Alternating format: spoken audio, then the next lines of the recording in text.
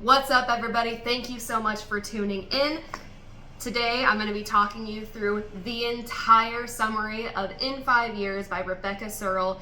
Please be advised, this video contains major spoilers. If you would like to enjoy this piece of literature on your own and read it, please do. Skip this video on to the next. Turn me off because I don't want to ruin an incredible experience for you if you have the desire to read this on your own. So before I get into the summary of this book, I want to start by saying proceed with extreme caution. This book has the power to destroy your emotional well-being, so please, this is not for the light of heart. In a lot of ways, this is a very, very heartbreaking book. And I have to think about how I want to present it because I don't want to turn anyone off from the storyline, especially if this is kind of within your niche, within your interest range. So don't get me wrong, this is a great book. I enjoyed it. I gave it 4 out of 5 stars. There were just some things that really frustrated me, broke my heart throughout, which honestly means that the author did a great job, right? It's a quick read. It's only 250 pages. It was published in 2020. So let's dive in. This story follows our protagonist. Her name is Dani Cohen. Things are going extraordinarily well in her life. Things are going great with her long-term boyfriend, whose name is David. She has an incredible best friend. Her name is Bella. Her career is going well. She just interviewed and received the job opportunity that she just applied for. So now she is transitioning into a new law firm where she is going to be practicing law. Everything in her life is going really well. David takes her out to dinner. He proposes to her. She says, yes, absolutely, I want to do it. They go home and she, without meaning to, falls asleep, which then transports her via a dream 5 years into the future where she is waking up in a different apartment that she's never seen before. She's waking up next to a man that she has no idea even existed prior to this moment in time. She's wearing a completely different wedding ring, so she can only assume that she's in a romantic relationship with this man and that she is engaged to him. She spends an hour within that time frame of her new life, and the entire time she's honestly just very confused, doesn't understand what's happening. But she does know that she has strong feelings for this man. While she is confused and curious as to what the heck happened with David, she's also intrigued by this man as well, even though she has no idea who he is or how they met, what the history is. So she lives out 1 hour. In that 1 hour, they do have sex, and then she wakes up back at home with David. And this dream is so haunting, it inspires her to seek therapy, but the therapist doesn't really have any insight as to why she had this dream, and she kind of just discards it and thinks, oh, well, that was kind of an interesting dream. Cool. And the main character is still a little bit haunted by it. But years go by, and Dani is still with David. Nothing has changed. However, you start to get the feeling that Dani isn't as invested in this relationship as David is. She seems to find excuses for putting off the wedding. She's not actively planning the wedding. She's just kind of dragging her feet. But David makes sense for Dani. She's always known that. They are highly compatible, just lacking a lot of passion. So, do they work? Yes. Is it something that she is elated about? No, and some of that contributes to the fact that they've been together for such a long time, but it lacks a lot of romantic passion. Anyways, you follow the story with Dani and Bella.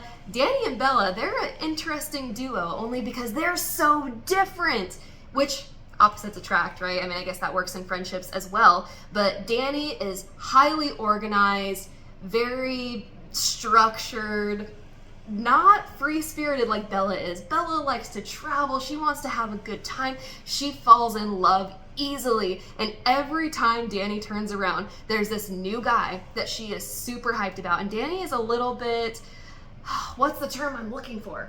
Dani is disenchanted by all these men that her best friend seems to fall in love with overnight. It's always just another fling, something that ends up burning out more quickly than you would imagine. So she has a lot of lovers, as you can say, I suppose. But one night, Bella invites Danny and David to go on a double date with her and her new boyfriend. Danny doesn't think anything about it. She thinks, okay, awesome, here's her next transitory boyfriend. Here, let's go meet the guy. So the four of them go out to dinner together, and Danny is shocked to discover that the man from her dreams is now Bella's new boyfriend. She is so horrified that she makes an excuse to get out of dinner. Almost immediately once they sit down, she claims to be sick. She has David take her home. The last thing she wants to do to her best friend is to fall for her new man. So she does everything in her power, almost, to prevent the future that she saw from happening. So life goes on. Danny expects that Bella's gonna tire of this new love that she has. So she just kind of expects the love to peter out. She's not gonna be excited about it anymore. But Bella continues to date this guy, Aaron. And they end up going on a trip together where it's Danny and David, Bella and Aaron. There's actually another couple there as well. I don't remember their names. But on that trip, Bella's talking to Danny about how she is just so head over heels in love with this man.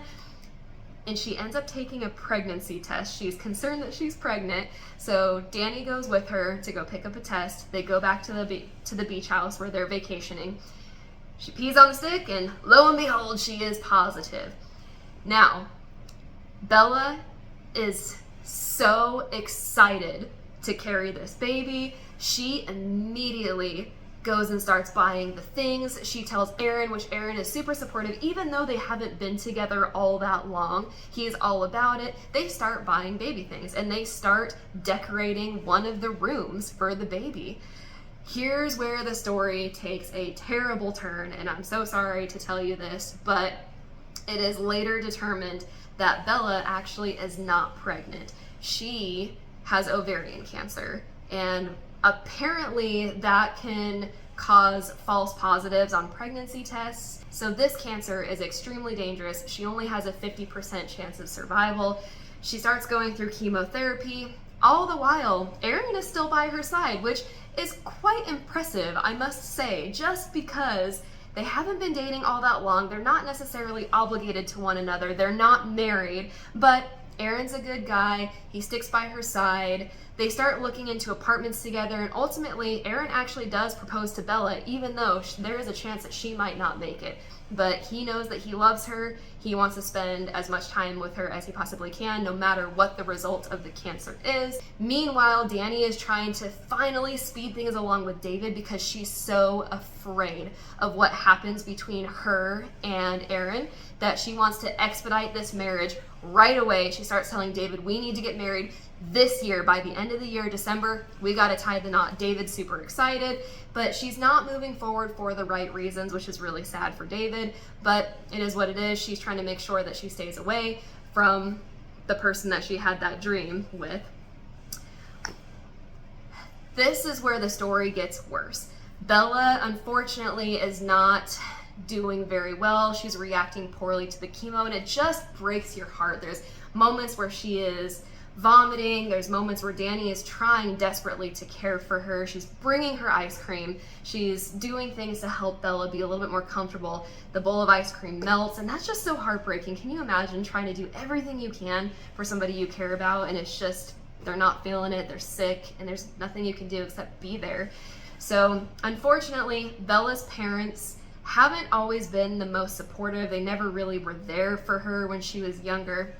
So Danny ends up telling her parents that she's sick, and the way that they handle it is not great. All of a sudden, the mother is trying to be really attentive, but not necessarily in the right way. She's telling Bella she wants to take her out for cocktails, and it's like, lady, your kid is sick. The last thing she needs to do is to be taking shots because that could react negatively to the chemo that she's on.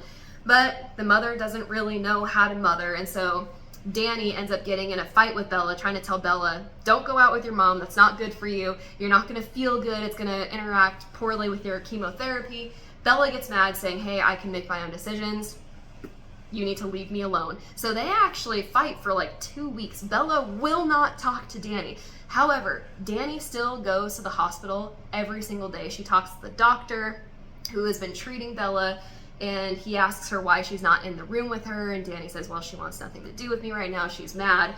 And the doctor encourages her to just continue to be there for her any way that she possibly can. Meanwhile, Danny's career is still going well. She actually has a work-related trip that she's going on. She feels very guilty about going on this trip because she's going to be gone. I forget for how long, but she's going to be gone for several days, and she doesn't want to leave Bella, yet Bella refuses to see her. So she's a very loyal friend in that regard, in that moment. But she goes on the work trip. She crushes the deal that she's supposed to secure. She comes back, and David is frustrated because Bella has stopped moving forward with the wedding that she was previously pretty aggressive about planning. And so David's getting impatient. He wants to move forward. And Bella starts saying, you know, I think that right now is not the right time. And David gets upset because it's never the right time. They've been engaged for 5 years and they have not moved forward on their wedding plan. So he is getting very, very impatient. But unfortunately, it's interesting. When they have this conversation, David actually calls off the wedding because he can tell that there is something preventing Danny from wanting to move forward. So he is the one that halts the process of proceeding with the marriage. So just like that, they break up after so much time together, which is crazy. In the moment, Danny kind of panics because David is comfortable. He's the one that she's been with this whole time. And she almost tries to argue to keep him, but he just knows that he's not it for her anymore.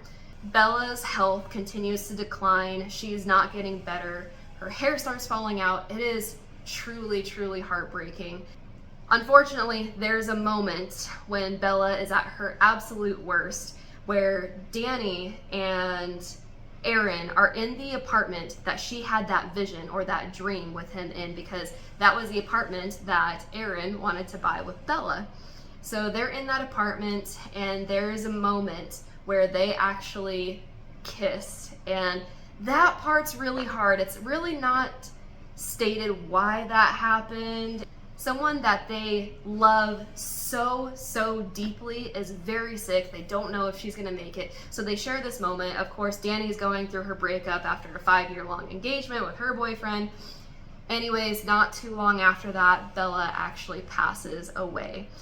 They end up doing a service for her, and it was so sweet because Danny actually finds out that Bella had bought that apartment and designed it and had Aaron help her with that, and she did it all for Danny. She wanted Danny to have it. She knew that ultimately her and David would not end up together. She knows her best friend very well. She knew that it was inevitably going to come to an end and that she would need to move out, find another place. So this apartment is actually hers that she dreamt about.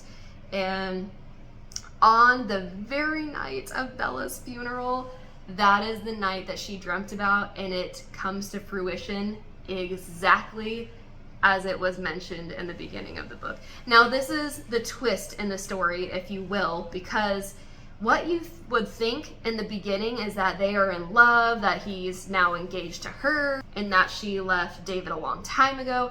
Really, the matter of fact is that this sexual encounter was built on the foundation of grief, not love for each other, love for the person that they both lost and do not really know how to move forward with their lives. Now, this part angered a lot of people. I can't say I was mad, but as somebody who has not lived through this experience, I can't say that's how I would deal with grief. It's a little interesting. I mean, if my best friend died so recently and then on the night of their funeral, I think that sleeping with their fiance would be the last thing on my mind. But the reason Danny is wearing the engagement ring on her finger is it helped her feel close to Bella after she passed. So in her dream, she thinks it's because she's engaged to this Aaron person, but in reality, she's trying to be close with her best friend. And so both Danny and Aaron, they do the thing, and I don't know, I guess it's a coping mechanism, a way to make peace with the fact that somebody that they love so much is no longer around. One of my favorite quotes from this book is on page 183, and it's Aaron talking to Danny, and he says, "You mistake love. You think it has to have a future in order to matter, but it doesn't. It's the only thing that does not need to become at all. It matters only insofar as it exists here, now. Love doesn't require a future, which I think is really interesting. I mentioned this briefly in one of my other videos, but I've never considered the fact that transitory love is just as important as long-lasting love, and that it still matters. You can't discount your past as nothing. It happened, you grew, you hopefully became a better person because of it. But that was my favorite quote from this book. Once again, very sad, not gonna be your happy-go-lucky Emily Henry type of novel, which I love her, by the way, but give it a shot. I wouldn't be surprised if they turned this into a movie at some point in time. It's very different. I haven't ran into any other novels that are similar. If you found this video helpful, please subscribe to my channel. I'm going to be doing a lot more reviews of other books. I'll also be providing other summaries. And thank you so much for tuning in. I am so embarrassed that I almost forgot to tell you how this book ends.